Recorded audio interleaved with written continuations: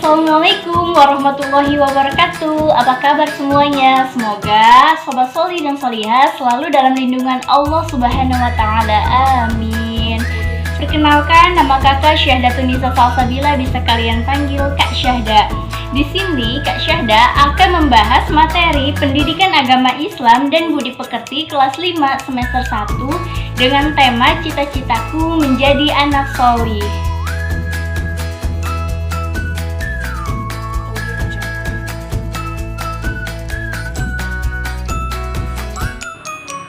Oke sobat, apakah kalian pernah mendengar ada anak yang bercita-cita ingin menjadi anak yang solih? Apakah kalian termasuk? Apa sih cita-cita itu? Cita-cita itu artinya keinginan atau kehendak yang selalu ada di dalam pikiran atau berkeinginan yang sungguh-sungguh. Kalau solih itu artinya baik, sedangkan kalau anak yang solih itu anak yang baik.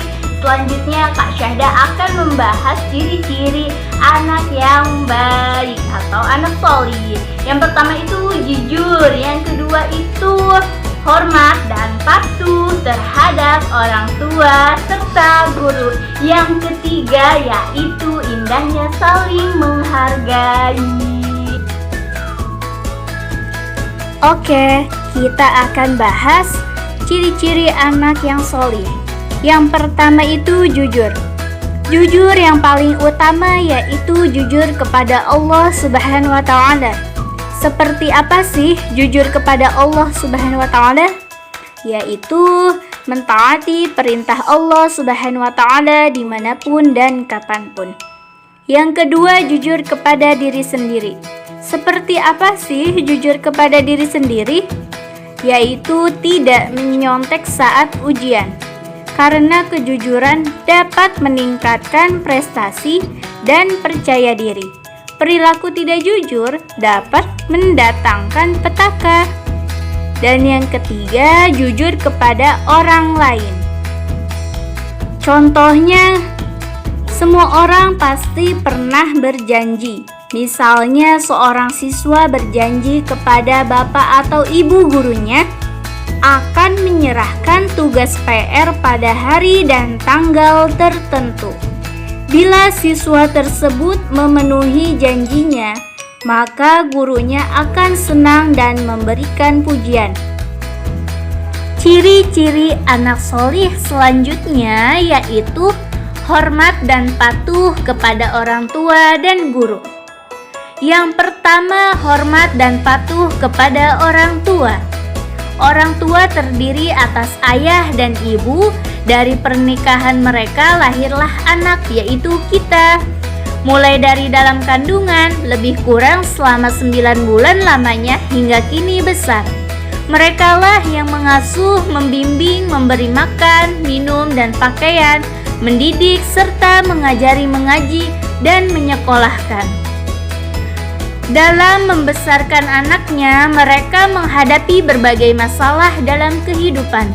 Maka dari itu, mereka pun berdoa, "Ya Allah, jadikanlah anakku ini anak yang solih, yang taat kepadamu, dan patuh kepada orang tuanya, serta berguna bagi bangsa dan negara."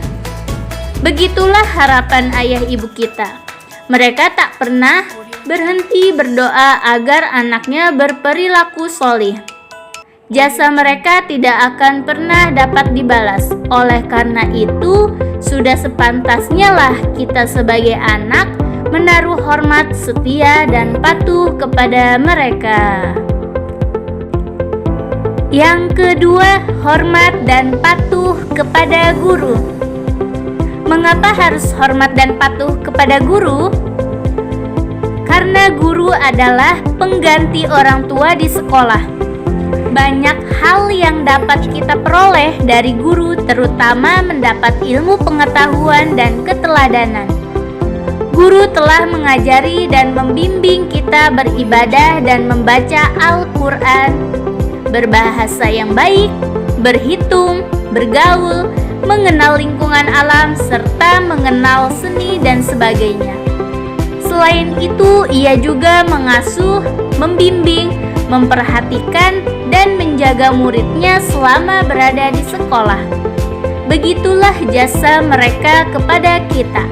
Sudah seharusnya kita bersikap setia, hormat, dan patuh kepada mereka. Contoh-contoh sikap hormat kepada guru diantaranya berbicara dengan sikap santun, berbahasa yang baik dan benar, rendah hati, tidak sombong, dan tidak merasa lebih pintar. Oke sobat, ciri-ciri anak solih selanjutnya yaitu indahnya saling menghargai. Semua manusia di dunia ini bermula dari Nabi Adam alaihissalam. Kemudian manusia berkembang, diantaranya adalah kita. Allah Subhanahu wa Ta'ala menciptakan manusia itu berbagai macam bentuk dan warna. Ada yang putih, ada yang hitam, tinggi, rendah, berambut keriting, dan berambut lurus. Semua tidak ada yang serupa. Demikian pula kehidupan manusia, ada yang kaya dan ada yang miskin. Bangsa Indonesia misalnya, terdiri dari beragam suku, agama, dan adat istiadat. Lalu, bagaimana kita hidup di tengah-tengah keberagaman itu? Tentu saja kita harus saling menghargai. Sikap saling menghargai antara lain yaitu pertama, menghargai pendirian orang lain. Di dalam agama Islam terdapat sedikit perbedaan dalam beribadah. Misalnya dalam ibadah sholat subuh, ada yang melakukan doa kunut dan ada yang tidak melakukannya. Semua itu tergantung pada pendirian masing-masing.